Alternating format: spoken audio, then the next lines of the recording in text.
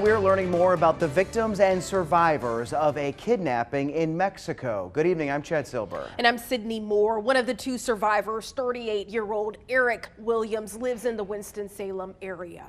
He and three others, Latavia McGee, Shaeed Woodard, and Zindell Brown, all from South Carolina, traveled to Matamoros, Mexico, so McGee could have a medical procedure. A video shows gunmen kidnapping them as they were caught in a shootout between cartel gangs. And if you look closely, you will see gang members force McGee into the back of a pickup truck along with others who appear hurt. Police rescued Williams and McGee from this wooden shack and took them to a hospital across the border in Brownsville, Texas today. They also found the bodies of Woodard and Brown.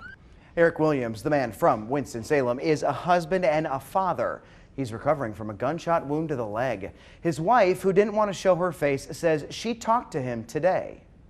He's just glad to be alive. It's sad because two other people lost their lives, but he's just glad to be alive. Stuff that's circulating on Facebook, I don't watch stuff like that because I always look at it. If it was one of my family members, I wouldn't want to see anything like that. I didn't want once I found out it was him, I didn't want the memory.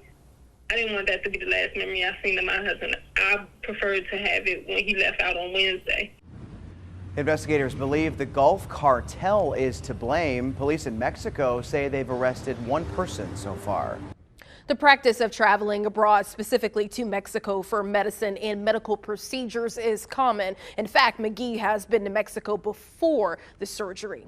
More than 1 million Americans traveled to Mexico for health tourism last year, spending about $250 million.